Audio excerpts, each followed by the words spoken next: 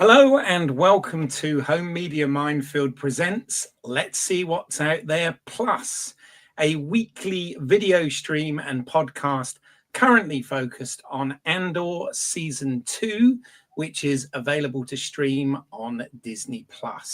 My name is Keith Isles. I am an independent filmmaker and lifelong enthusiast of movies in general, but Star Wars being one of them. I'm one of the OG crowd that grew up with Star Wars. So obviously I'm very intrigued about this show, Andor, which we're going to have a spoiler-filled conversation in today's episode around episodes 4 through 6. So that is Ever Been to Gorman, I Have Friends Everywhere, and What a Festive Evening. So that's the spoiler warning out of the way. Those are the 3 episodes of Andor that we're going to be talking about, and we will probably delve back into bits of episodes 1, 2, and 3 as well. So if you've not seen Andor, I don't know why you'd be listening to this anyway, but please do hit pause. Go check out Andor and come back to the show.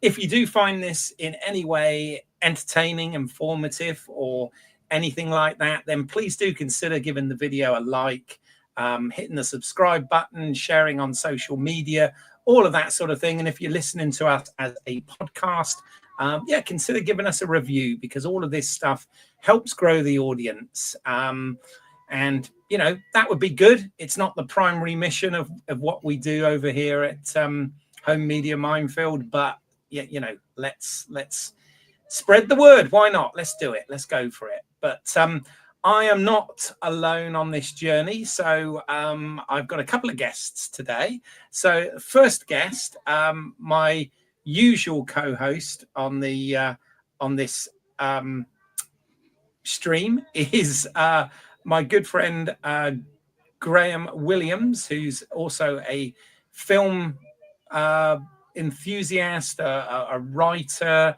an artist. He does all sorts of things.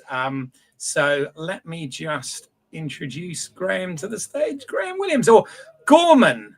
I like it. G. Horman. Oh, I don't know what that says about you. It could have been O-R. It could have been G-O-Man. But let's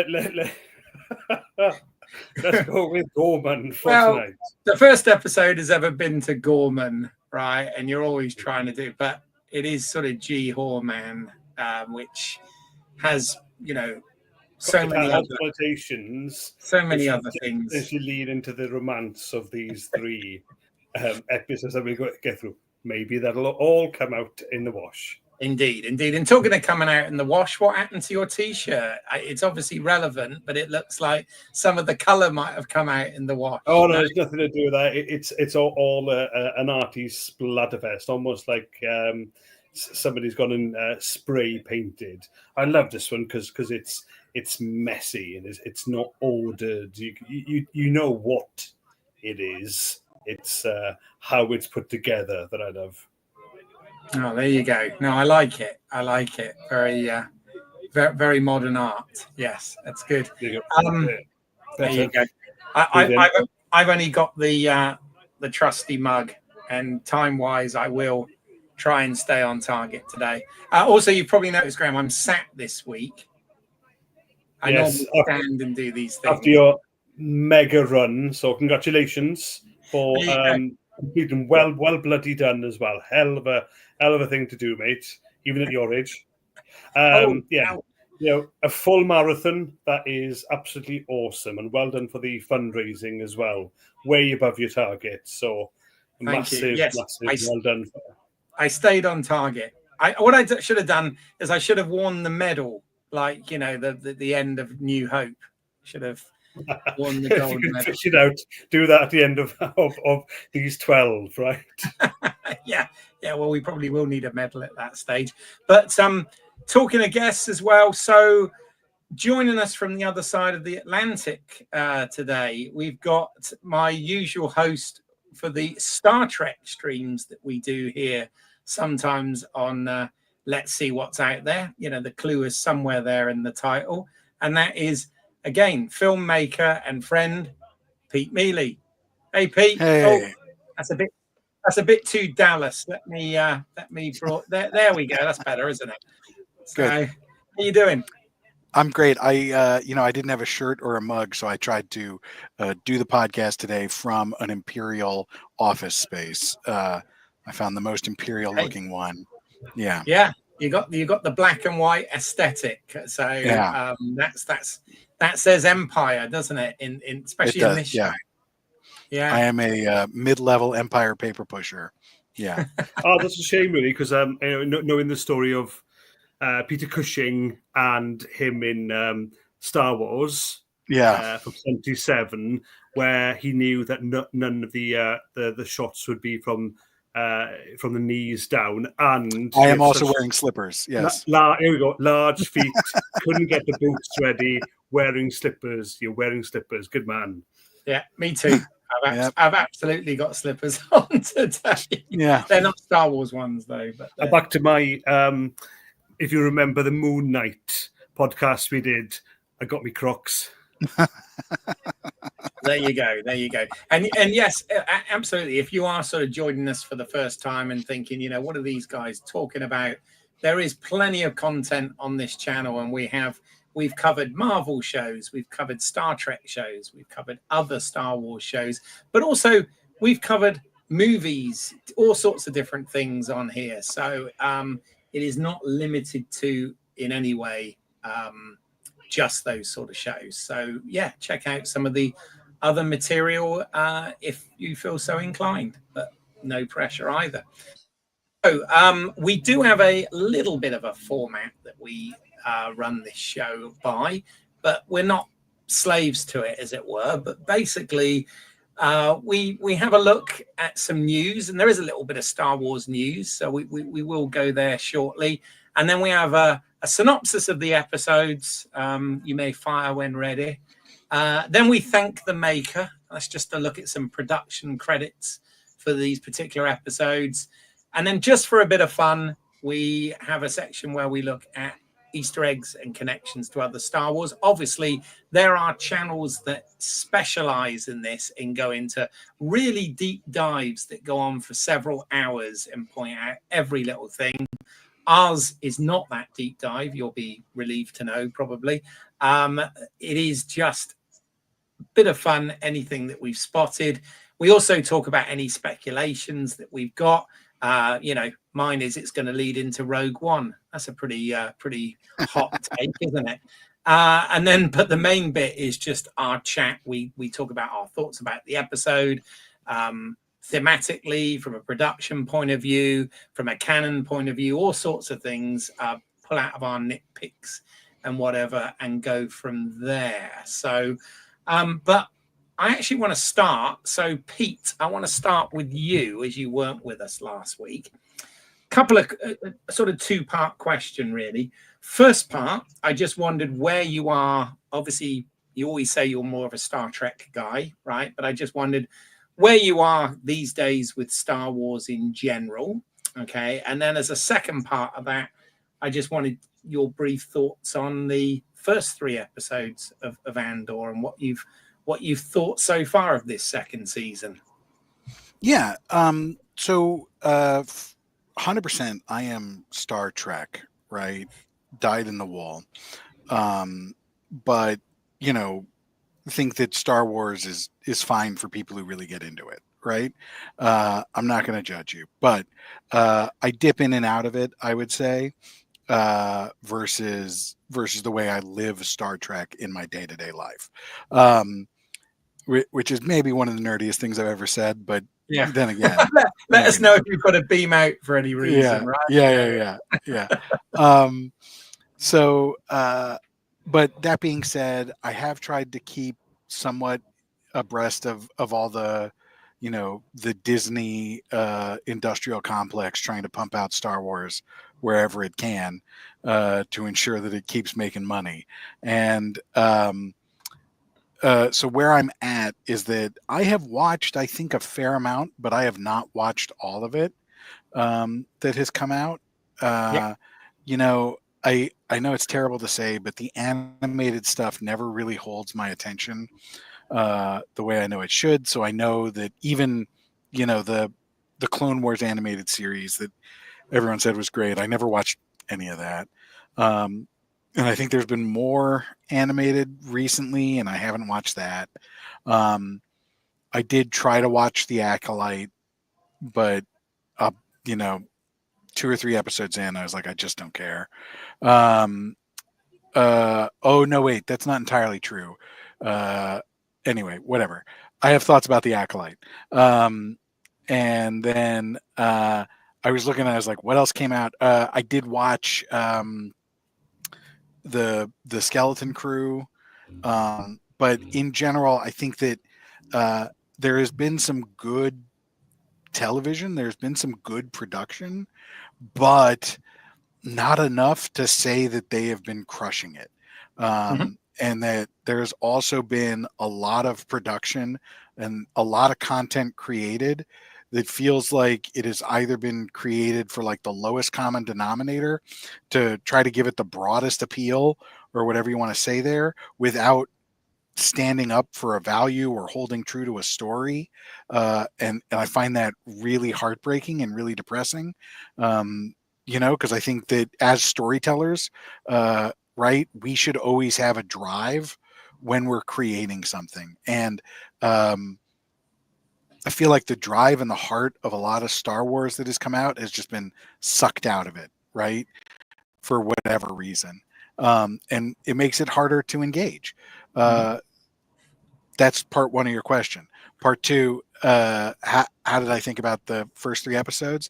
I think part of the reason I wasn't on last week is just, dropping 3 episodes in a week has been hard for me to keep up with. And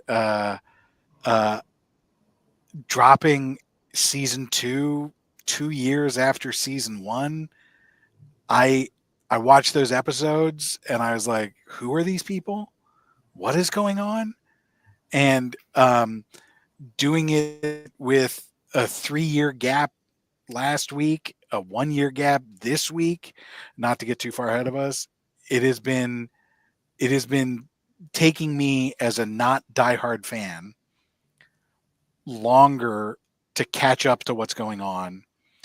I have had to go, who are these people? What's going on? I went back and read after the first 15 minutes of watching episode 1 of Andor season 2. I paused the show to go back to read the Wikipedia summary of season 1 because I was so confused. And even then was like, no, I need to go back and listen to our last episode of the podcast we did for Andor season 1. Oh, how was that? That's something I haven't done. Yeah, you guys, it was you and Graham and the I've forgotten his name now. The author from California. Charles de Lauzarica, was he on? Yeah. He was a guest. He was on. Yeah. And so, you guys are insightful and brilliant as always. But so yeah, the long and the short of it is it has not been a smooth transition for me to get back into Andor. And even, after I watched the 3 episodes last week, I listened to this show that you guys did. And I was like, wait, what happened? Right. And like, so it has been difficult for me to keep track. That's what I'll say. Yeah. Well, I mean, this is the thing with a lot of these.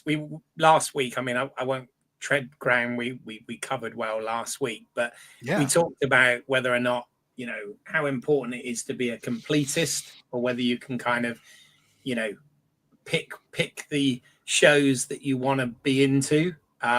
Because we were saying the bottom line was there's been a real variation in quality with these various streaming shows. I mean, some of them have been incredibly well done, like Andor, well written and beautifully produced, and then other shows have been kind of poorly produced and managed.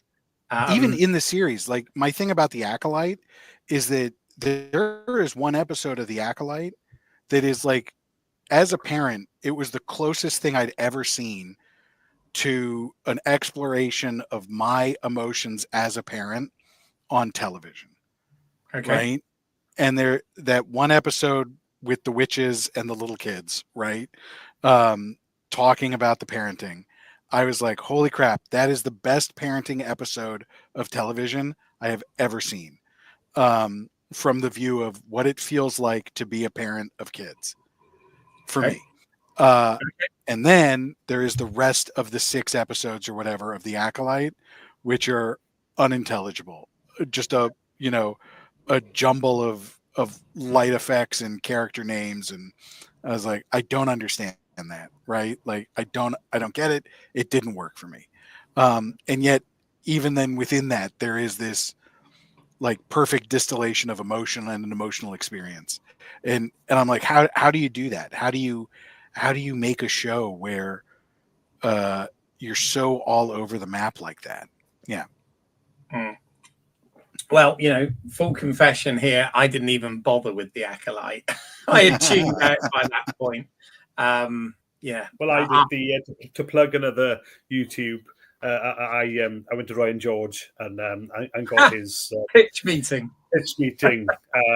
It was a go-to, and he just, to use Pete's word, distilled the entire series down, and yeah, I got the gist in 5 minutes. Mm-hmm. That was that. Graham.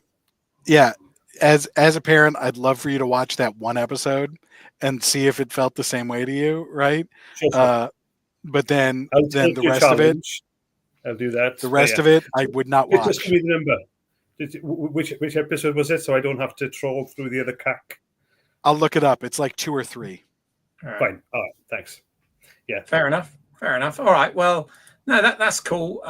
It's always interesting to hear what people's points of view are and where they are with it, because I do think now, you know, with a lot of these multimedia franchise IPs, which is a bloody awful sentence, I know, but with a lot of them, they are trying to, you know, flick as much at the wall as possible and see what sticks. And that, it's not all necessarily for its original core audience anymore. And there seems to be something for everyone, which I don't necessarily think is a bad thing.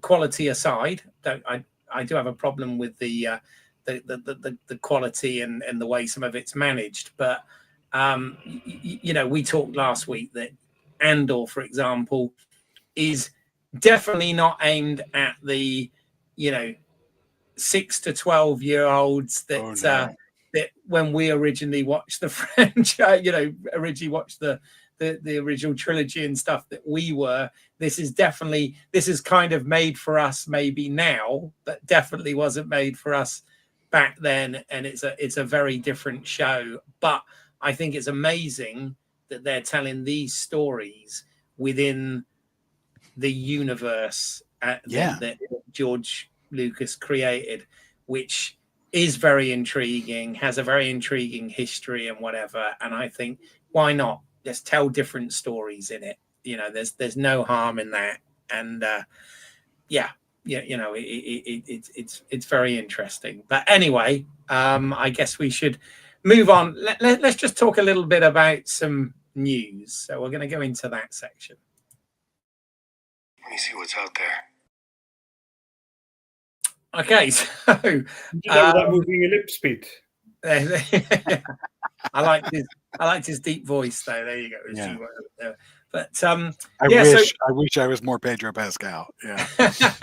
Yeah, he's doing quite well for himself, to be fair. Just go a little tash if you sorted.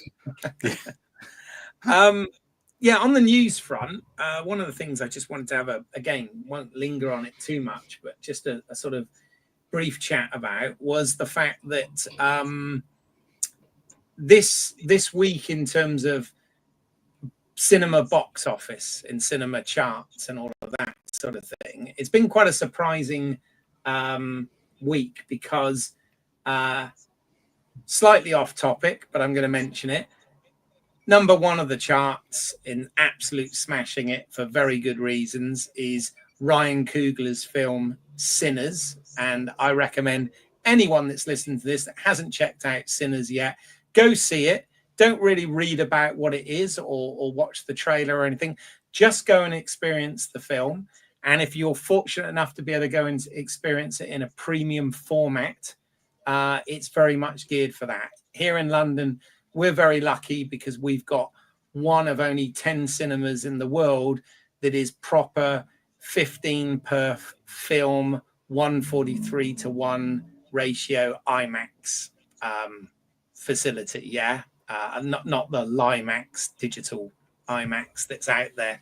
And that might be the nerdiest thing you've ever said. Yeah. There you go. It's definitely the nerdiest. I am quite nerdy about stuff like that, release formats.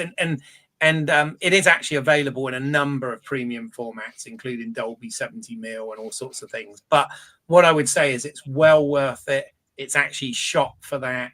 And it is quite a impressive film. But as I said, I know that's nothing to do with Star Wars. So anyone who's going, well, what the fuck? That's nothing to do with it. The reason I brought that up is because number 2 in the charts, amazingly, it's the 20th anniversary of Star Wars Episode 3, Revenge of the Sith. And it has done amazing. It's done bonkers numbers in the last week. And I almost look at it as the redemption arc of the prequels. And I just wondered if you guys had any sort of strong thoughts or feelings on this, bearing in mind that this is a re-release. It's not a special edition. It's not got added scenes or anything altered or put into 3D or anything like that. It is just simply a re-release of Revenge of the Sith on the 20th anniversary. And it's made Disney a shit ton of money, right? And they haven't had to do anything apart from re-release it to theaters. So I just wondered, you guys got any opinions on that? Well, it's obviously a case of all the kids who love that are now 20 years older, probably got jobs and can just get themselves to the cinema. That's number one. So they can go, yeah, I remember my childhood. Come on, look at the 1990s when the original trilogy was released. That was, and I know there was extras, but that I remember I was actually a student, uni student, and I was working in a cinema at the time, and the queues, the sellout crowds were massive. Maybe it's a part of that effect again. So I can't blame the people to go and see it.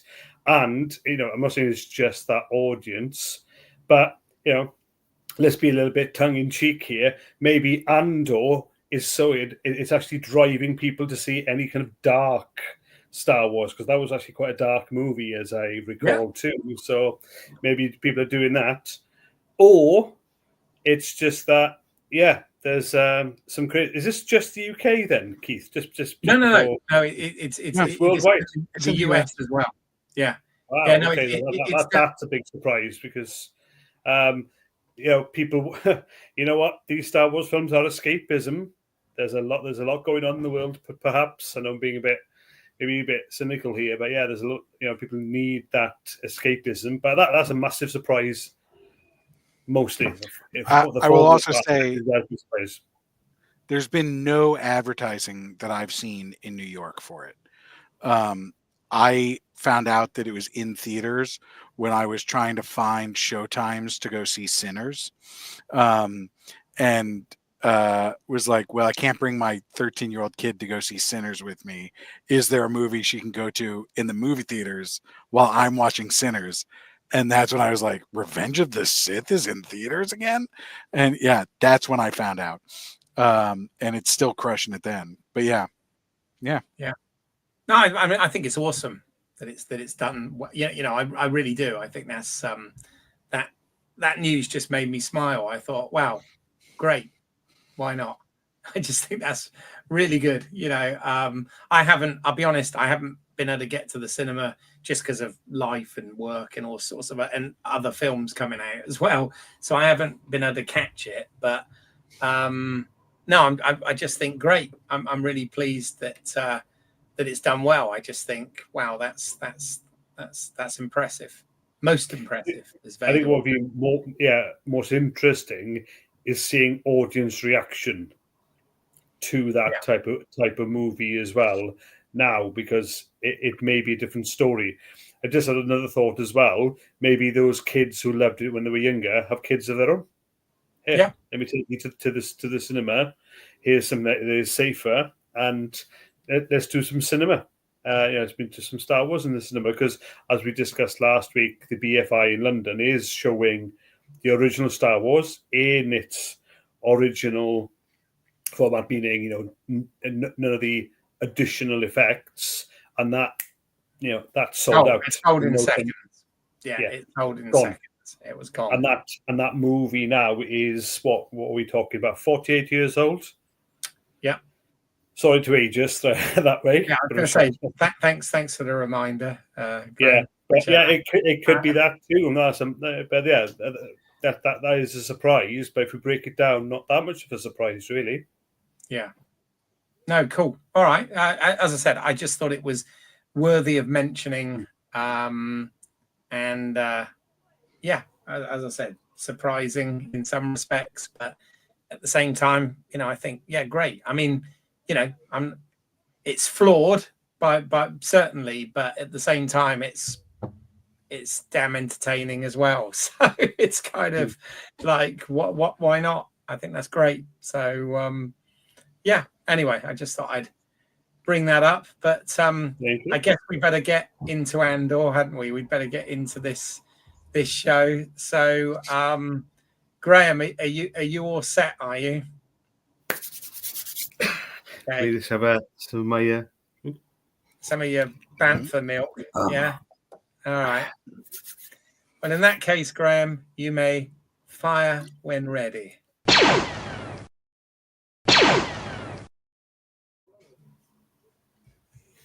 Okay, a lot more to unpack this week, so bear with me. 1 year later, 3 years before the Battle of Yavin, the tone changes as we delve into the murky, tense, paranoid world of spycraft. There is espionage and counter-espionage at play on both sides. All of Andor's characters take part. All act as a piece in play in this complex game where the stakes are life or death. Throughout the 3 episodes, the focus is mainly on 3 planets. The first, Gorman, is now strategically important to both sides, Empire and fractious rebellion. The second is Dakar, where Saw Gerrera houses his temporary secret base. And thirdly, Coruscant, where our players hide, listen, conspire, argue, party, and do unspeakable things with the lights out. Cassian and Bix first play at happy couples in a safe house of Luthans and Coruscant, but they're bored, listless. Bix continues to suffer her terrible nightmares, but Cassian gets an assignment from Luthen. Ever been to Gorman? Cassian and Bix are split up, with Bix suffering the worst. But Cassian is tasked with getting more information on a group of Gore who have formed a less-than-secret Gorman front who plot a rebellion of their own. Akin to Ethan Hunt of Mission Impossible, Cassian goes undercover. Well, under reams of delicately woven fabric from spider silk of Gorman, that is. Now a dapper fashion designer, he plays the spy expertly. His street smarts tell him there's trouble, and he backs out of a proposed heist against the Empire, much to Luthen's ire. Cassian has been here before. And how did the Gorman front get some of their intel? From none other than toady Cyril Khan. Cyril now manages a standard bureau office in the capital of Gorman, Palmo, and plays at being Monsieur Spy, replete with beret. We finally know his true role in this story, and it is his calling. He wanted to be useful to the Empire, and now he is, acting as double agent. Even in having to listen to his nagging mother, we see his offices are bugged, his calls listened in on. But this is all part of the Deidre Miro plan. a plan that quickly comes to fruition when Cyril is invited to a public community gathering of Gormans and a subsequent meeting with the Gorman Front. They want imperial information on a vast structure that's being built in the city. Its purpose is kept a secret from Gormans and we, the audience, alike. Cyril duly obliges, providing intel fed through the ISB. Back on Coruscant for a double visit, one in the dark with Daedra. Our imaginations can only conjure up what horrors these two get up to, alone, in the dark. Then at ISB with a meeting with Major Partagaz, and then to Cyril's mother's for some timely comic relief. Still on Coruscant, Clea has a bigger part to play in the latter two episodes too. An ingenious start to the second episode. I have friends everywhere. We listen in with Clea. She runs through the multiple radio and comms frequencies, hardly waiting long, creating snippets and sound bites of Coruscant life, until she overhears an angry tirade from Davos Skulden by a hidden bug of hers that threatens to reveal Luthen and Clea's spying on him. They have little time to contrive a means to remove the bug. Cue another party, one that not only Clea and Luthen attend again, but also Mon Mothma, Perrin, ISB supervisors, including Lonnie, Luthen's own double agent with an even bigger role in uncovering more dastardly ISB schemes, and the man of the hour, Orson Krennic. Another party, another gathering of the aristocracy who mix politics and pleasure through clenched teeth and false smiles. And another episode with a payoff being the third, What a Festive Evening. This has Clea helped by Lonnie to remove the bug with everyone in the room. And this mixed with another heist, but this time on Gorman. With no Cassian Andor, Vel takes over as his replacement advisor to the Gorman Front. Cinta arrives in Parmo too. A heart-to-heart which hints at a final farewell between these two doomed lovers segues to the plan, Vel asserting her authority, and the heist itself. We, the audience, know that the ISB are aware of this, with Cyril also being the eyes and ears for Daedra and Partagaz. A less tense and exciting scene than that of the theft on the Imperial payroll on Aldhani in Season 1, we know there's less at stake here. That is until an accidental stray laser shot down Cinta, another tragic loss for the rebels. And finally, Wilmon has been seconded to Saw Gerrera. As we know, Saw represents the other side of rebellion, a true revolutionary and a crazy one at that. And we see how crazy and paranoid Saw is in these episodes. Wilmon is with Saw's gang to provide training on a seemingly complex game of downfall, but with lethal consequences if a dial is turned the wrong way. Flitting paranoidly between killing Wilmon or keeping him alive, Saw lands on the side of making Wilmon a kind of apprentice. The initiation, sniffing poisonous gas while listening to one of Saw's rambling speeches. But we have time for one last payoff. The inimical Dr. Ghost on Coruscant gets a mega taste of his own medicine. Well, his own vicious synthesized sounds of torture that he subjected Bix to on Ferrix in Season 1, and this time at the hands of Bix herself. All's well that ends well. Well, there's so much more story and plot to get through. We have to wait until the next installments next week. Very nice. Yeah. It's amazing actually how much that is packed into each episode, isn't it? It is so many. I tried to summarize these guys. I tried to make it coherent, but there is so much that we are being treated to, that we're keeping up with. Yeah. No, it's good. It's good. It's all very, very good. Right. Next, great job. A quick time to thank the maker.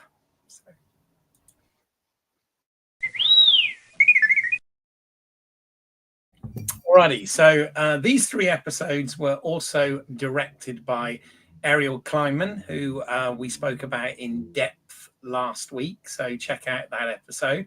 And it was written, these three, by Beau Willimon. Yes, the character is named after him. Tony Gilroy named the character after Beau Willimon. We obviously spoke about Beau and Tony Gilroy in detail in season 1, so I'm not going to go there again.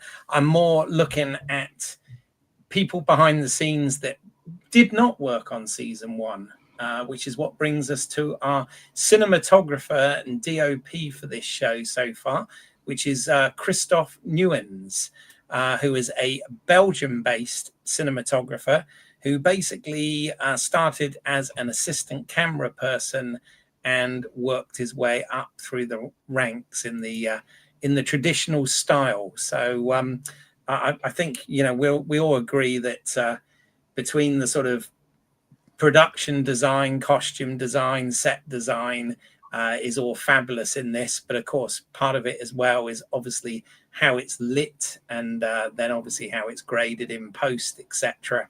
So Christophe obviously plays a key component in that. Looking at his cinematography, started off in the early 2000s with some short films as a cinematographer, but has very much been in television land for most of his career, starting in 2011 with 8 episodes of What If as the cinematographer. And then things like Code 37. I'm not going to name everything because there's loads here. Coppers, The Tunnel, which was a great show. He did a couple of episodes of that. Cordon, Riviera, Discovery of Witches, Black Spot, and Lupin, which brings us up to Andor for this season. And I think he's been doing a fabulous job with that. So just wanted to give Christophe Nuyens a shout out, and I have no doubt that we will see more of his work in upcoming streaming shows and movies. So there you go. Any comments on that before we move on? The show is still looking gorgeously wonderful. Yeah. And that is, yes, through the lens, the lighting. We have more. Obviously, some people were complimentary of the production. But yes, it is also slick. Yeah, the production. And the costume design for, like when you have a planet that's based on story-wise, right, the garments that come out of it, and then when you go to the planet and everyone's clothes look so much better, right? And like I was noticing how when Mon Mothma is talking to the politician from Gorman, you can even see the difference in their clothing, right? Like it's amazing work. Yeah. Just a visual representation. Yeah. Yeah. No, they're really using the, visual storytelling shorthand with that sort of thing, as well as, creating completely different cultures, otherworldly cultures, and all of that sort of thing in an amazing way, for sure. And love it. Although Gorman is just translating to like vaguely French, right? Yeah, we'll right? get to that. We will definitely get to that for sure. But I think when you look at the production of this, again, and I'm not going to rag on anything in particular, but we've already said about the quality of some of the other streaming shows we've had for Star Wars. I think not just in the writing, but I do think in the actual production as well. This is a step above what we have had on some of those shows, most definitely. So, and I see again with a lot of the costumes, etc. And as I'd see many comments when the Star Trek movie came out, that coat of Spock's, with the zip and everything. There are so many costumes here. I know they're purpose made, and I bet you that they're super expensive. But it's a shame that there isn't that crossover into like the real life. So some of the, let's say, because I'm a Brit, it's cold here. It rains a lot. Okay, there's some coats that I'm like, I would love to wear that coat. I would walk around London. I would walk in the mountains with a coat like that. There is some of the fashions. They're absolutely stunning, and they look so bloody practical too. Anyway, so they're stunning too. So yeah, it's a shame there isn't that kind of crossover into real life with some of the fashions. They are absolutely stunning. Yeah. At least. Oh well. Do you have your drinks ready? It's time for some Bantha milk, blue.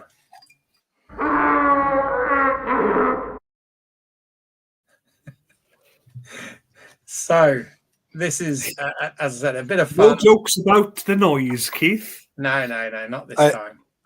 You already said G-Hor Man, and obviously that's the G-Hor Man sound. Yeah. There we go. Absolutely. It will be tomorrow morning after a few more of these, I tell you. So it just obviously, no Star Wars show is a Star Wars show without it being set in that world, and therefore, Easter eggs are aplenty when it comes to visual and audible Easter eggs and references and all of that stuff. But I just wondered whether there was anything in particular that stood out that you guys want to point out or talk about. I've got a few things, but letting you guys go. I have a longer list than last week. So seeing as last week's I had 2, I have 3 this week. Okay. Don't fall off your seats. No, because I am sat on a seat this week. So there you go. I won't fall off it. I'm sure I missed 45 Easter eggs easy, right? Yeah, as I said, there are videos that I've not watched them because I've not had chance, but there are videos that, last as long as this whole podcast, just going into, the Easter eggs and references and connections. So there's loads of them. But yeah, so what are they, Graham? Which ones stood out for you? I'll take it backwards. So there's the planet Dakar, which is where Saw had his base of operations, in that being in the most recent trilogy of Star Wars. I think it was The Force Awakens, wasn't it? So that was a rebel. Well, no, it wasn't a rebel base anymore. It was a Republic base there. Secondly, which is another surprise that's been thrown us, was Bail Organa. So a different actor this time, but the character having a cameo effectively here. So, and I thought to myself at the time, wait a minute, at this timeline here, he does have Leia as his adoptive daughter too. But anyway, so why you've mentioned that, let's just jump on that a second, because I have got a slide about that. So that was the Benjamin Bratt character. Okay. Yeah, very, very interesting, because Bail Organa, Leia's adoptive father, who was obviously in the prequels, also appeared in Rogue One, which comes after this, and appears in Kenobi as well, the Obi-Wan Kenobi series, which comes after this. Was played by Kenobi's in the gap. Kenobi's just before this. I'm sorry, Kenobi's slightly before this, because Leia's a kid. Yeah, that's right. Sorry, but sorry. Yeah, sorry. I was saying that because of age thing and stuff, but it doesn't matter. But no, that was played by Jimmy Smits, right? In all of those, right? So he played him, 20 plus years ago in the prequels. He came back 10 years ago for the appearance in Rogue One, and obviously he was in Kenobi, which, like you said, is set before this, Obi-Wan Kenobi. When Leia's a child. But yeah, here he's replaced by Benjamin Bratt. He's another great actor. They both got good credits. I think they look enough alike that I can totally buy it. It's not too jarring or anything. But I was trying to find out why, because I'm like, why have they not used Jimmy Smits? Why have they replaced him?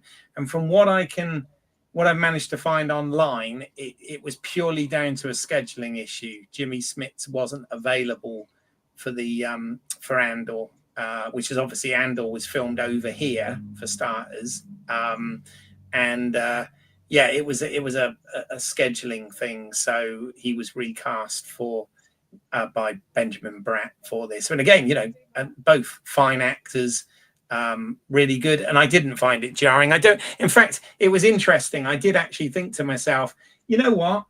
I kind of don't mind the recasting. That's actually less jarring than if they'd got some stand-in actor and tried to do some sort of, CG face replacement thing with an uncanny valley Jimmy Smits, on the top, which is what they tried to do with other stuff. So I didn't actually mind it, but yes, I did think let's whack that on a slide, because I'm always, when they do change castings and stuff, I always do find that distracting quite often. But yeah, in this case, I thought it sort of wasn't a big problem, and I'm presuming that we're going to see more Bail Organa before the end of this season, because otherwise, why would they get somebody as profile as Benjamin Bratt when they could have just got somebody else that looked roughly the thing for 2 lines of dialogue or whatever. So interesting. Sorry, Graham. No, not at all. But fear not in the Lucas style of things, the CG deep fake Jimmy Smith over Benjamin Bratt can still happen. Yeah, that's true. Yes, it happened with Leia in Rogue One media release. Yeah, and then my there are more Easter eggs, but my third Easter egg, which was also deep faked, or whatever the term is, technology wise, blah blah, for Rogue One, was Grand Moff Tarkin. So lots of references to him, but actually blended into the story here as well. So Peter Cushing again, making a notable return to our podcast here. We've done his large-sized feat. Now we have the legend that he played, and on Gorman itself, and his role in the massacre, and a little bit more detail on him just parking his oversized ship on a few Gauls who just happened to be protesting at the time. So we hear now what the massacre was about, and the fact that it just adds to the legend of this evil man. Yeah. Well, there you go. So my first slide was a couple you pointed out there. So yes, indeed, the Tarkin massacre, or part of the Gorman massacre.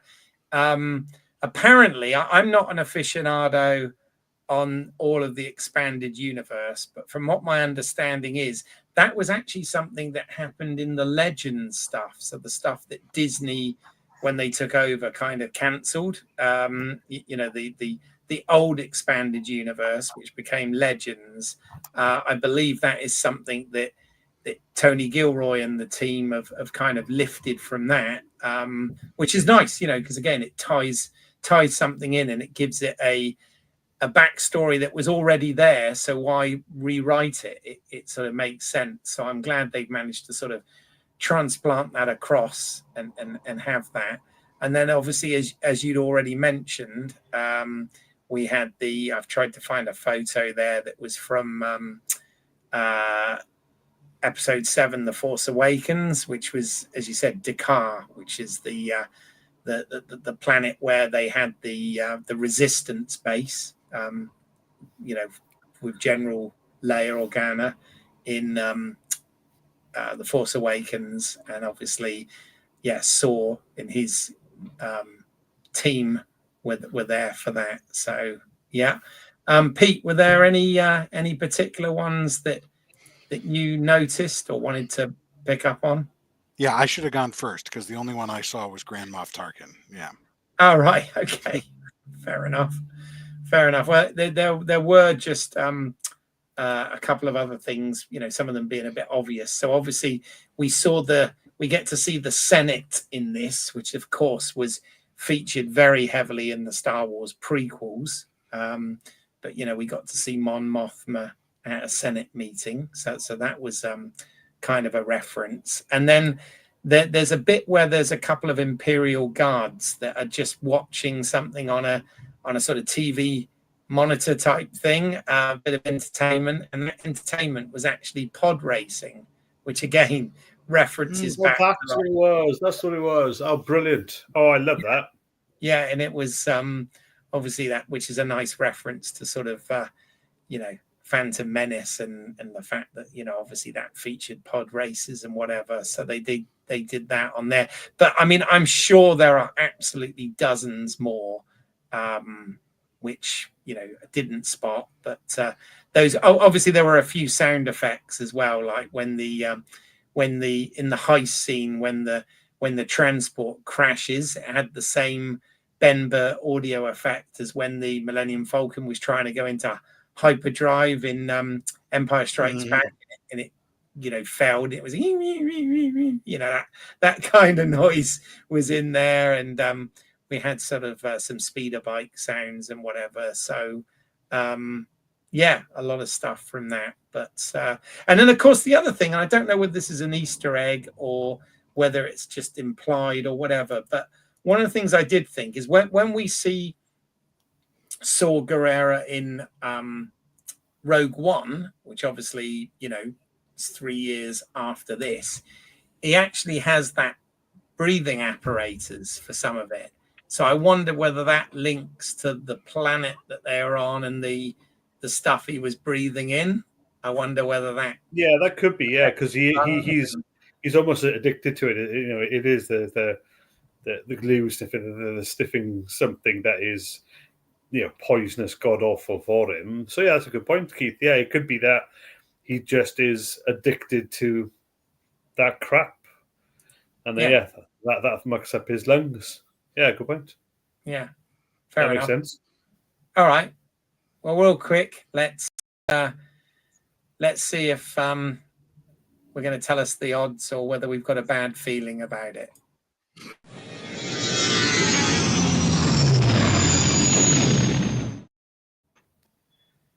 So I don't know. I mean, obviously, we all know where this is going in terms of where it needs to finish.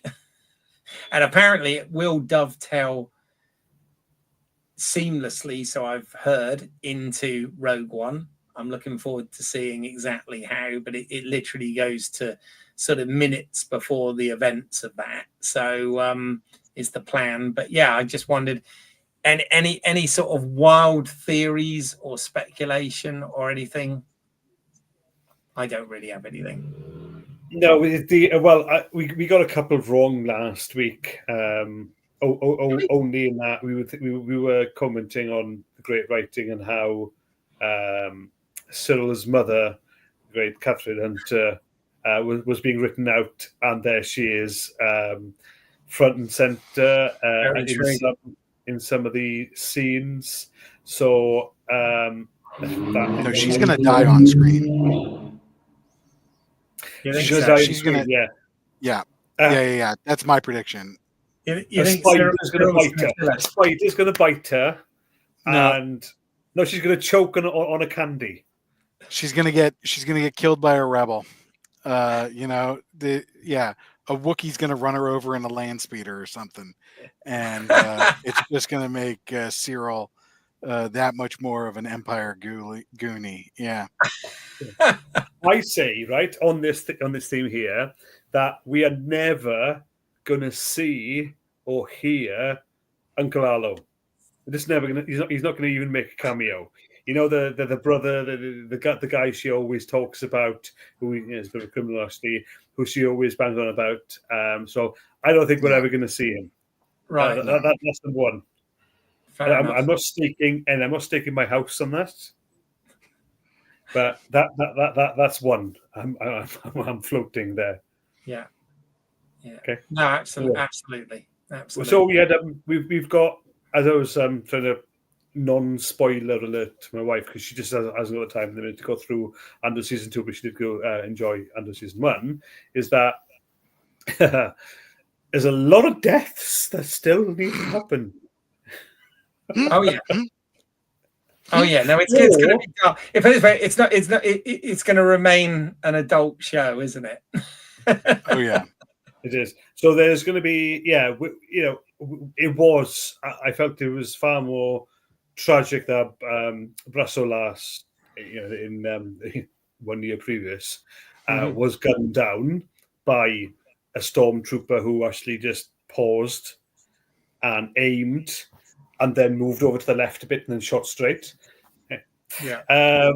So yeah, there was that, and obviously Vel has fallen now too. Not Vel, sorry, Cinta as well. So there's still a lot of destinies yet to fulfill or otherwise here, with a lot of characters that we're invested in. Okay. Bleak, I think, is the word you used last week, Keith. Say what? Bleak is the word you Bleak, used last week as well. Yeah, in the best way. Anything from you, Pete, or anything in particular? No. Like I said, I think we're circling it. Lots of deaths, and like I said, I do think Cyril's mom is going to die, and that's going to be part of the storyline. Yeah.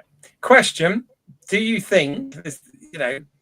Before we go into our points of view and everything, just on the speculation, do you think we're going to see any characters like Grand Moff Tarkin, Vader? Maybe not the big guys. I don't think so. I think we could get a Vader.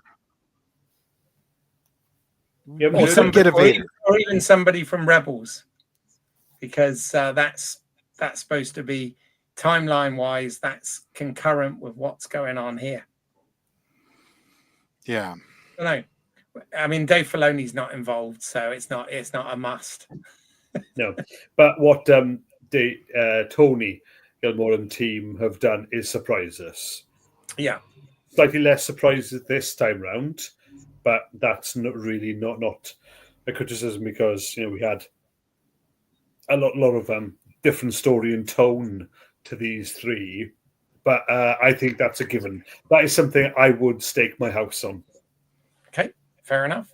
All right, well, let's get into our certain point of view.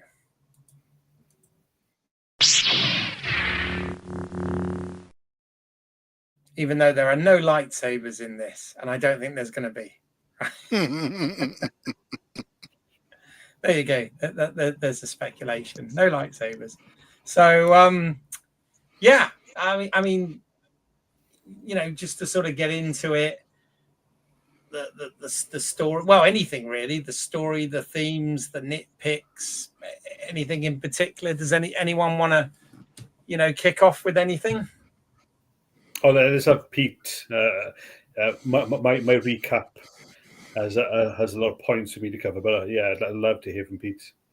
Yeah, I think that my biggest nitpick is probably what some people would think is a good thing, which is that as a casual Star Wars fan, I am sometimes lost in the dust here, right? Where I know I should know what's going on, and I know I should understand it, but I'm not sure that I'm really investing that hard in it. So the Mon Mothma doing her political stuff on the back end, right?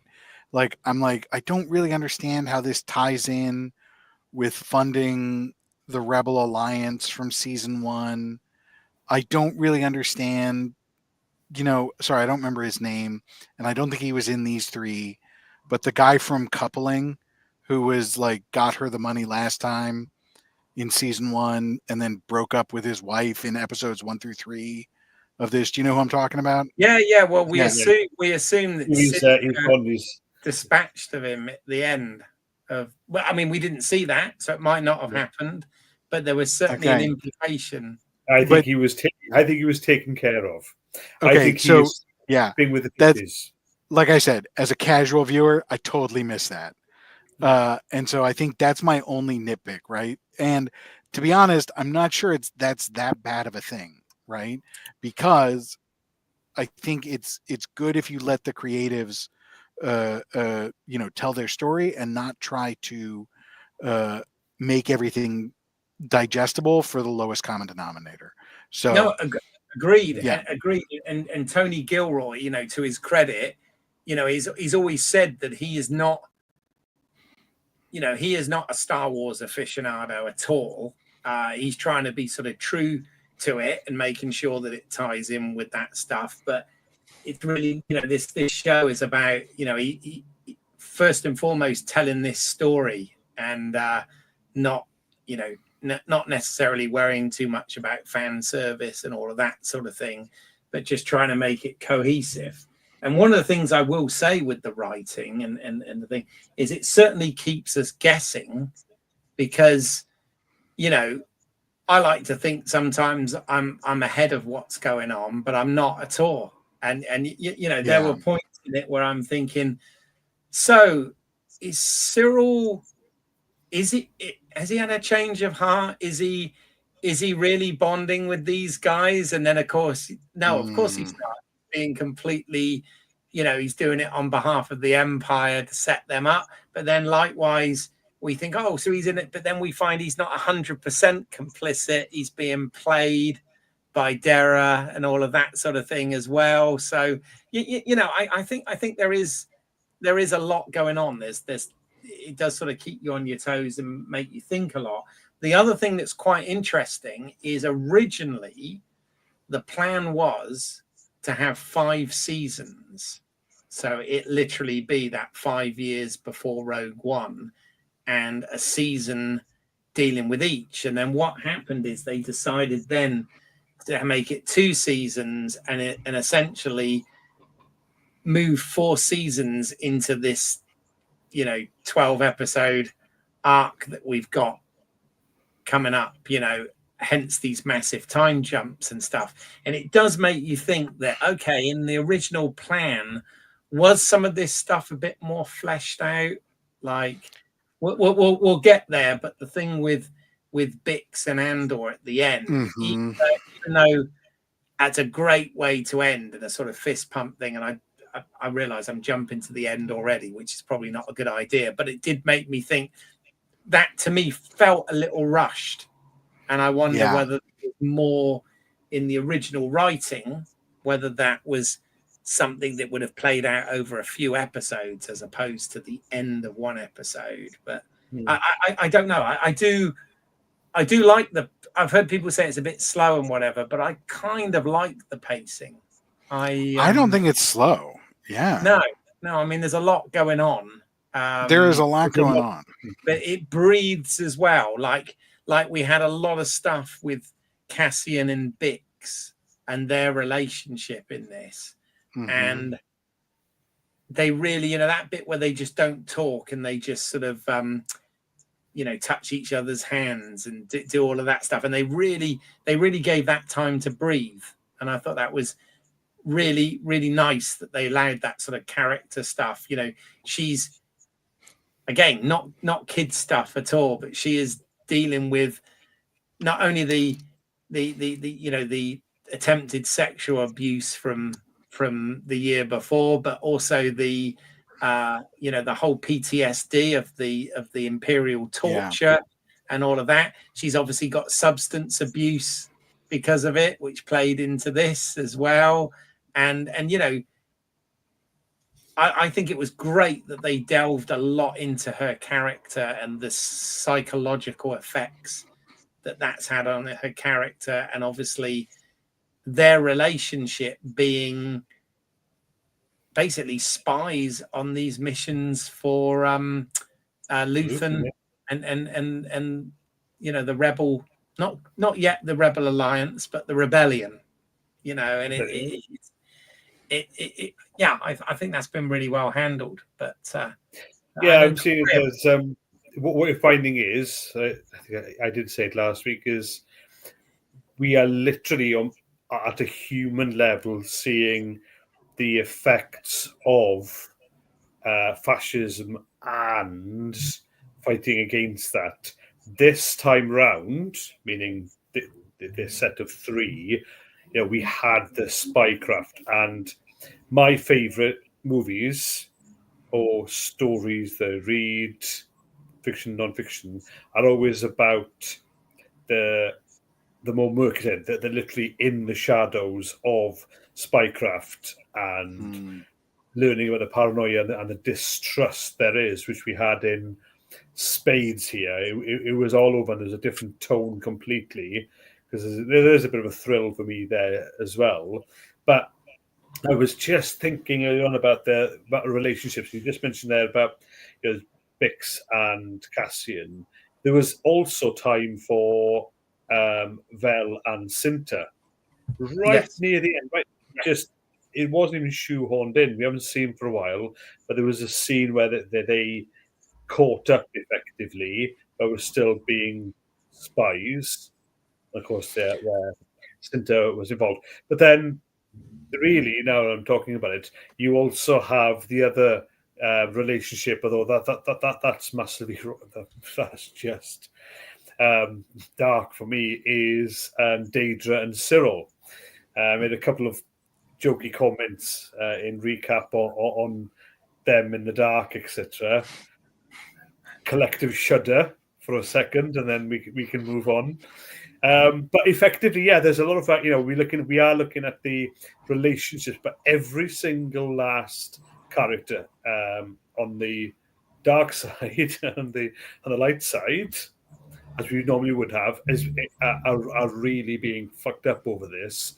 But then, Keith, you've said it so many times now, no one really is good, and no one really it is bad. It's so ambiguous there that we're seeing that, and we're seeing the effects of that.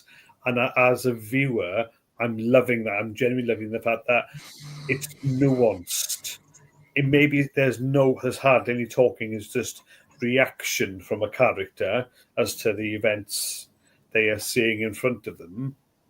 But that there in itself is enough as a drama for me. That is punctuated now and again with a bit of Star Wars or a bit of action. Yeah. Mm-hmm. Yeah, no, definitely. I mean, the Vel and Sintra thing as well, it made that whole heist and the stakes in that heist, and the outcome of that heist, all the more emotional, because they did get that connection back, and they obviously met. They had that scene where they met for coffee. By the way, sometimes other films are referenced. I couldn't help but think when the waitress came over and she goes, "I have what she had." I thought, that's so when Harry met Sally. I don't know. I'm sure that wasn't a deleted scene from Mission Impossible 1. Yes. Sorry, but bad joke there. But yes, when Harry met Sally, yes, of course. But no, I think it's not so much a nitpick, but I did reference the fact that it wasn't as tight and as exciting, really exciting as in the Eye, episode 6 in season 1, where they have the first proper heist of the series. Wasn't there, but I still got a lot out of it because we, the audience, were already clued in to the fact that the Empire were just letting this happen.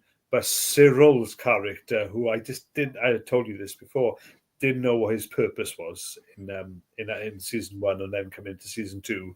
Now we see him as the toady spy. Another one where spycraft really isn't for good people. Yeah, and he is there. So I didn't see it as tense and that the scene after when Cinta has died. Yes, emotional, amazing. Again, amazing dialogue, amazing speeches that are coming out of this particular season. But because we as the audience were tapped in, we were like, yeah, we're clever here. We know roughly what's going to happen, and then something surprises us where somebody does get killed over something that was innocuous. There was no danger from any of the authorities because they were being pulled back. But after all, there were consequences. Somebody did die.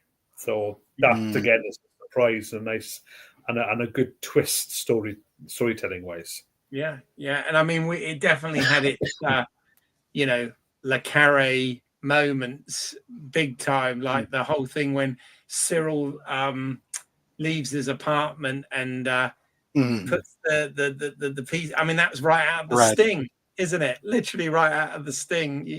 Where he and Bond. And Connery's Bond, but he plucked a hair. James Cyril didn't pluck a hair as well, but I suppose that would ruin his hair. His perfect his hair.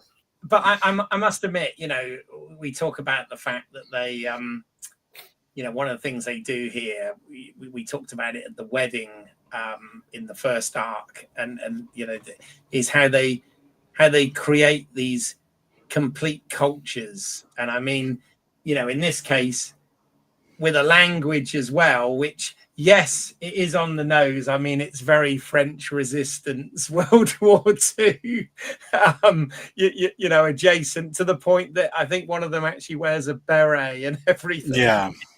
But that language, it did sound in some places. To start with, I was thinking, is that French? But no, it is a created language, but it certainly had that feel, didn't it? Very much so. Yeah, very much so. Yeah. And the style and the look as well. French Italian, you'd argue too. Yeah, the Swiss were they were neutral, so you can't bring those fellas in.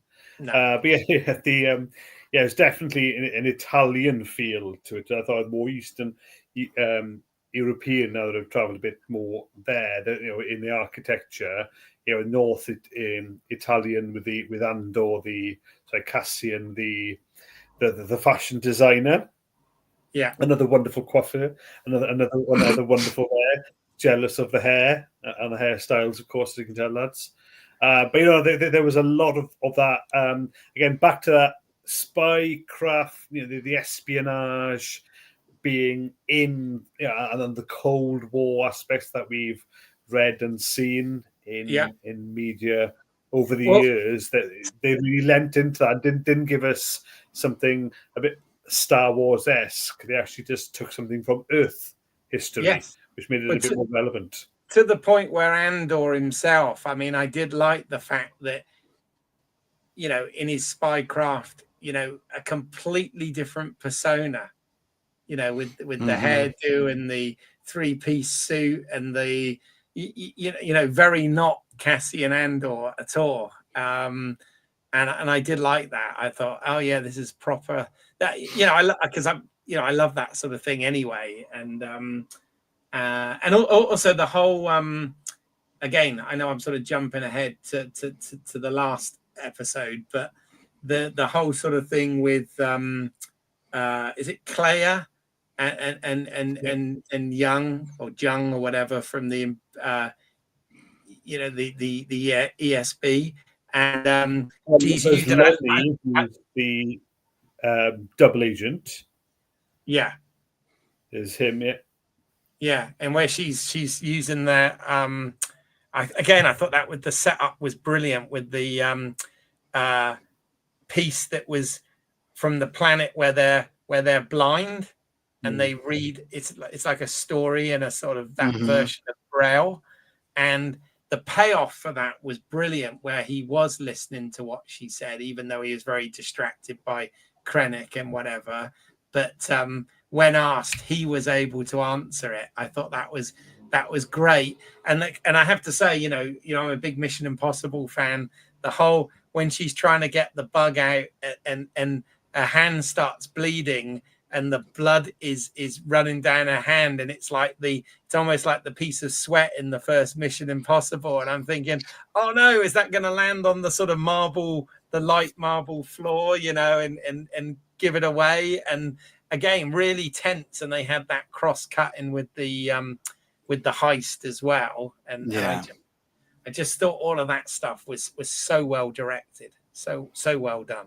Yeah. Yeah, no, tense, but don't forget in that scene, where Claire is trying to get the bug out, it's in that itself is intercut with strong political talk. And again, you're seeing two sides. You had Krennic arguing with, discussing, not arguing. They're all polite there. They, the opposite sides of what I think it was Krennic who said, was it? Well, you're rebel to Yes. what was it? The Rebel quote. by freedom fighter, which is a modern discussion too. Yeah. My wife discusses that with at school, where it is the difference of opinion, but more on obviously viewpoints on one. There are no certainties with that aspect of something that is naturally more complex. So that was, I actually preferred that to the heist intercutting, but because it was pulling me in to focus on what was being said versus the higher stakes with Clea and Lonnie. Yeah. So that was that comes from down a to certain things. point of view, almost. Yes. And of course, the other thing that I thought was interesting with this is when you think about the main heist, Andor. A real surprise here that our lead protagonist of this show decides to sit. He decides that it's not worth it, and obviously, but I thought that was smart. Yeah, no, I thought it he was pulled smart out, as well. But and yeah, you've got Luthen then, and that's obviously there's a clash and a conflict. yeah, And Cassian Andor, he trusts his gut, and Yeah. Luthen's starting to get a bit fractious, isn't he? He's starting to get the pressure is telling on him, which you feel. Let's go now back to speculation that is going to be his downfall. He's the one who's going to slip. yeah.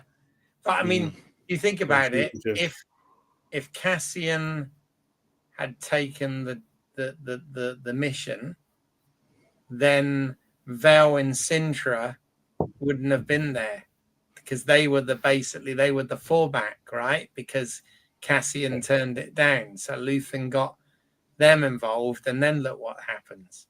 So yes, they were reunited briefly, and again, they didn't listen, did they? When they were doing the brief, they were clear.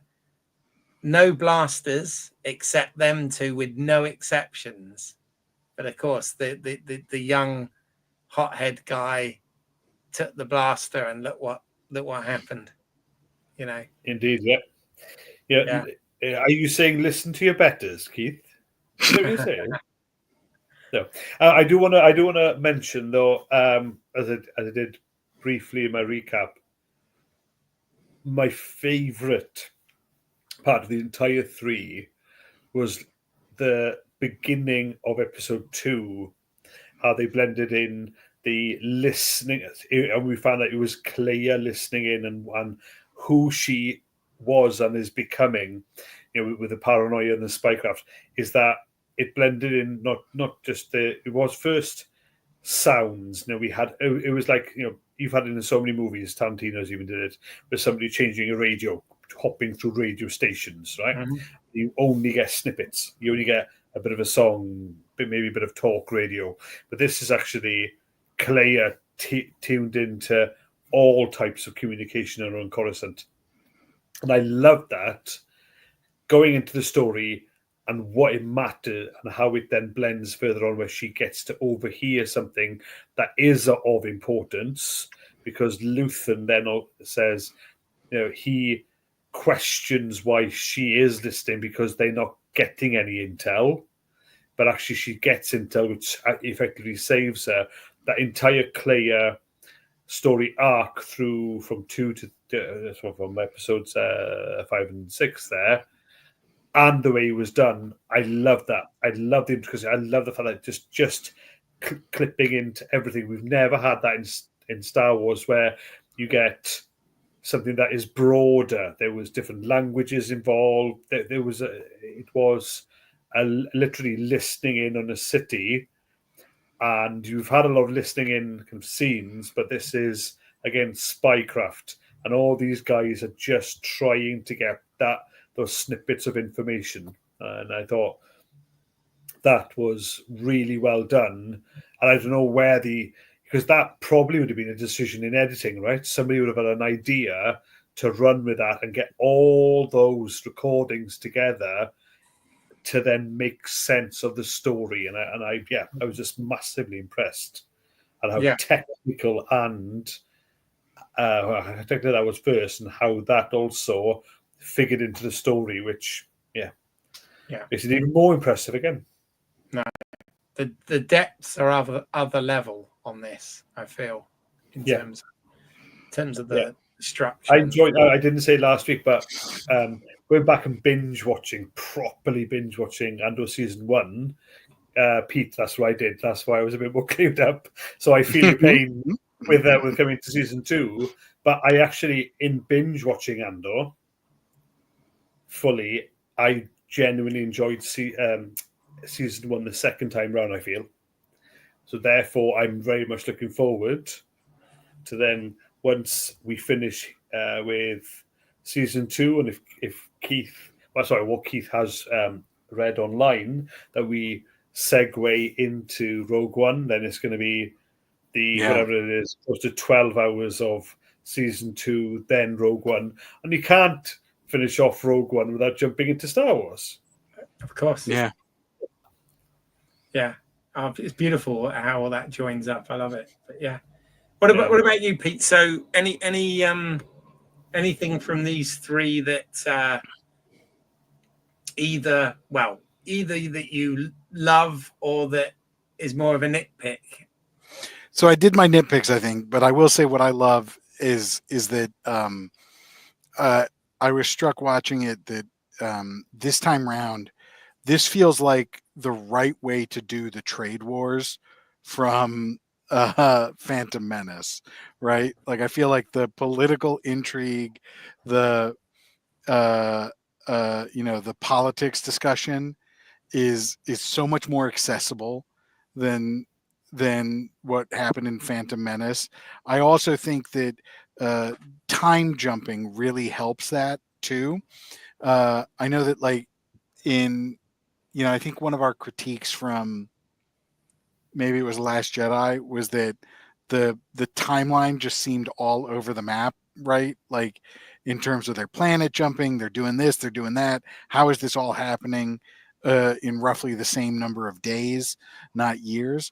And so I think jumping years in between episodes is a huge benefit to the storytelling because it just lends this air of believability, right? That, it takes years to strip mine a planet, right? Mm-hmm. And to set up to do that.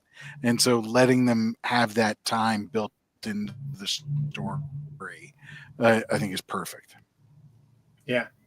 No, agreed. Yeah. Agreed. I do like the fact that they've allowed for the detail, and it's even again, a lot of this was done with real sets and locations as opposed to stagecraft and the volume and all of that sort of stuff. And it's just little details like when Cyril goes back into the Imperial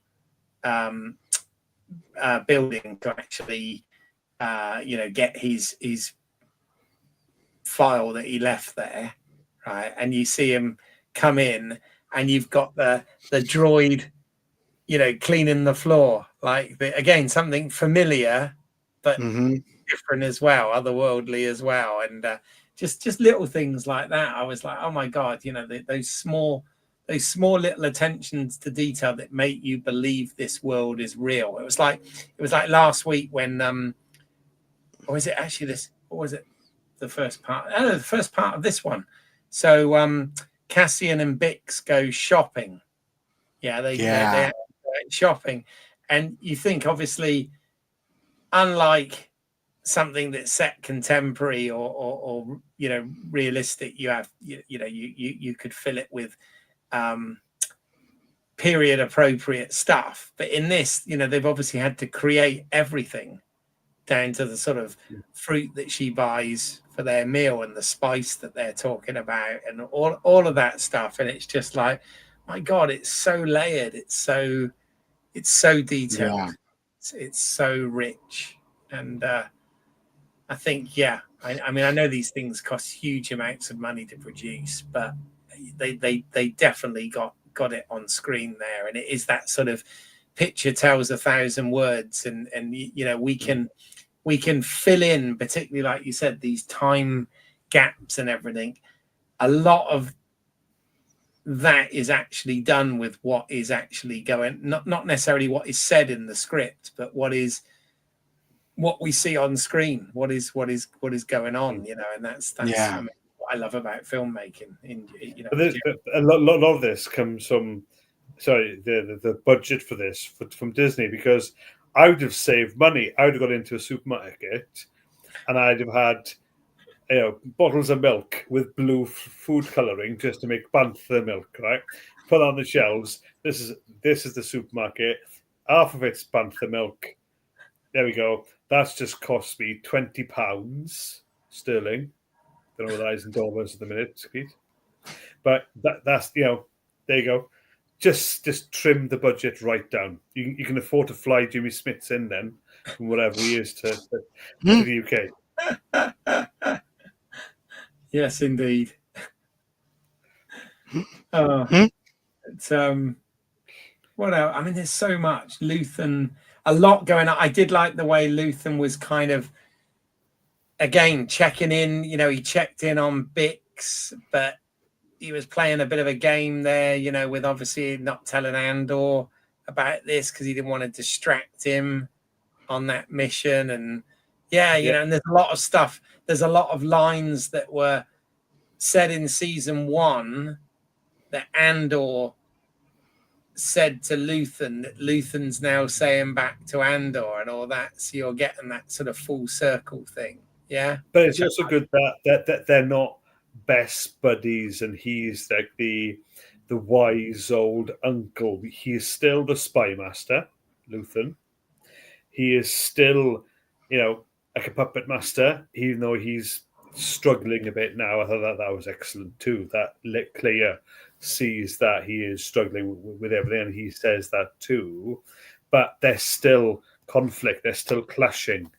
The two of them have the same cause, just different ways of going at it. So to take your point there, Keith, that line from the end of season 1 is played back, but Luthen wasn't doing that to be nice. He was doing that as a motivational, but also as a frustration, where Cassian has just backed out of the heist on Gorman. So all those little interchanges and those clashes work so supremely well, I feel.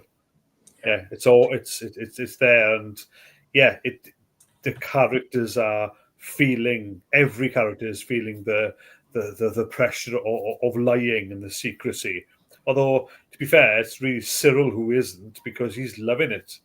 Again, back to it's like his dad who went off for adventures or whatever that his mum said, and Cyril's going off on his own adventures now, isn't he? Thinking he's smart, but he's being totally played. Yeah, it's kind of. I want to throw in one more, which totally surprised me, put a smile on my face, and surprised didn't take me out of Star Wars. Right, I had to check at the end. I paused where the cast list comes up in the closing credits. There is not one but two. We had double Ruby Wax. Oh yeah, as the host of the. Yeah, so we had more TV. We had more video rather than holograms here. Right? So we had TV in Star Wars, and we had this kind of gossip column thing that the Bix was just gonzoed out of her mind on whatever substance she was on.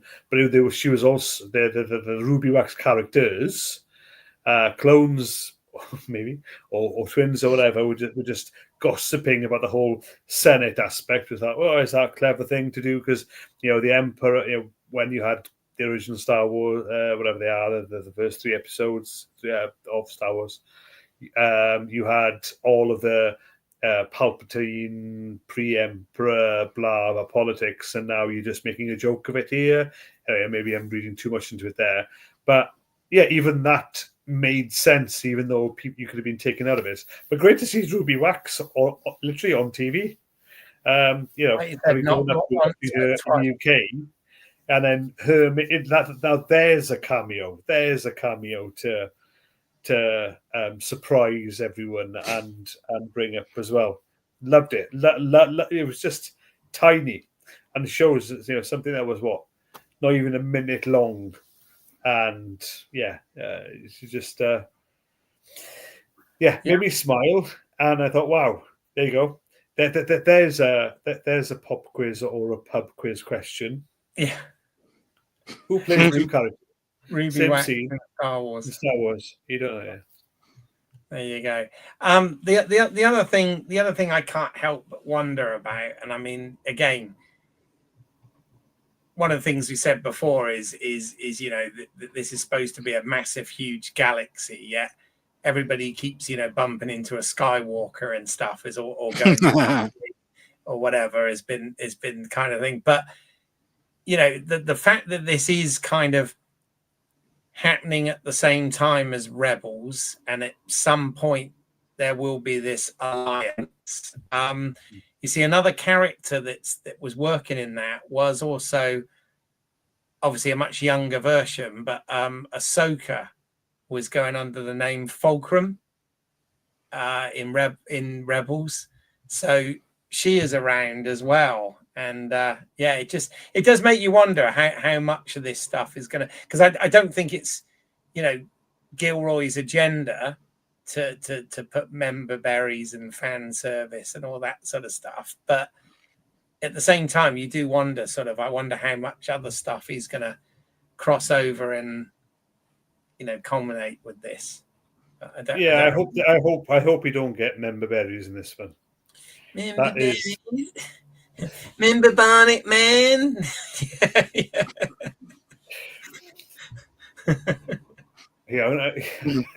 Again, I hope that there aren't any here, because I think we have to have characters that blend into our Rogue One. Melchi was the one I forgot the name of last week. Who was the one who? Oh, that's right. Yeah. He's around too. But it's just a case of don't know what's going to happen. Intrigued again. I think I'm more looking forward to next week's installments than I was from last week to this week. Yeah.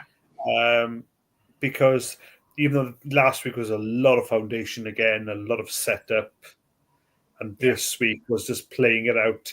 But if we see that what happened with season 1 is going to happen in season 2, next week's going to be thematically different. Well, and also, is each episode next week going to jump a year? Because we're at 3 years. Week, and then it would be 1 year. There's 2. This was 3, wasn't it? 3 years, yeah. 4, 3, and 2. 1's a countdown. Yeah. Yeah. Oh, yeah, because there's 2 lots to come, isn't there? Not 1. 2 lots to come. Yeah, sorry. I keep thinking there's 1, but no, there's 2. Yeah. There's 2. Yeah. Amazing. Oh, that will be... Oh, and of course, we are going to see K2SO, aren't we? Are we? I'm sure he appeared in the trailer. Okay. No, watch one trailer. That's the trailer with the dancing in it. That's the droid. That's the droid played by Adam Tuyat that Cassian is in Rogue One. Yeah. Yeah, he is very good. Oh yeah, I hope to see him. Yeah. Yeah, I think we will. I believe that is definitely going to be part of this. In fact, I'm sure Adam 2X has actually said that he comes back as K2SO in this. Okay, So awesome. That'd be interesting. Yeah, will he be in that guise, or will he be in his resident alien guise? If you watched that, Yeah, I have. The first season. Yeah, I didn't see the second season, but oh, it's pretty good. I don't mind it. Yeah. Okay, I enjoyed the first season a lot. Yeah. But, so anything else that you want to add? I mean, there's lots, and I know we could probably talk about it all night, but we really haven't got the time to do that. But anything else you want to? Can I just argue the point we haven't got the stamina anymore, Keith? Yeah. Really? Wow. Okay. Do you know? I have to say, and Pete is going to hate me for saying this. Okay, but something that did spring to mind when I was watching this, and I got to the end of one of the episodes, and I was there thinking, "Oh, that was great," and smiled, and it's like, "Oh, this is really the kind of Star Wars that I like. I like that they brought this sort of espionage spy thing into it." And I did sort of think to myself, this is what Section 31 should have been for Star Trek instead of that utter hot garbage that we got. Sorry, it had to be said. Yeah. I was kind of hoping that Section 31 was going to be a Star Trek espionage spy thriller show. That's what I was hoping we'd get, and what we got was just, words. I haven't even got the words for how god awful I thought it was, but I was again badly managed the whole thing, and I was bitterly disappointed in what we ended up with. But yeah, I would have loved it if this could have been Section 31. Could have had a bit of Andor about it. Yeah. You know what I mean? Well, there we go. So we've got another one for the Star Wars versus Star Trek discussions that many people have. In Graham's universe, there's room for all of it. So Star Trek, Star Wars, MCU, DC, all in there. I'm not saying there isn't. I'm not saying there isn't. Go. But I'm just saying how disappointed I was with that particular piece of Star Trek. But yeah, sorry. Yeah, and we get don't worry, we get the spectacular super spy of Mission Impossible, the Final Reckoning. Can't wait to coming out this summer. So that to look forward to. Yeah. Anyway, so at least we will have that, and lovely that there was. I thought it was a genuine reference with Andor just turning himself into, or listening in and turning himself into a different character. There was that's what I mentioned in recap. There was definitely an Ethan Hunt bit, listening in, just cluing in on who he was. I would have loved something a little bit different rather than just nice hair, because his face was still the same. No, I'm not saying you could have had the mask pull-off that you do get with everybody in Mission Impossible. But I guess, the glasses really made it. we got Lucian doing his two personas, his long hair and very charming, and then his cropped hair and gruff and brooding. Right? Yeah. Yeah. But, cool. Anything else? I mean, anything else you wanna add? Or shall we just reconvene next time? Not this time for me, guys. No. I look forward to next time. Pete, yeah, fair enough. Well, in that case, we'll just go into use the com link.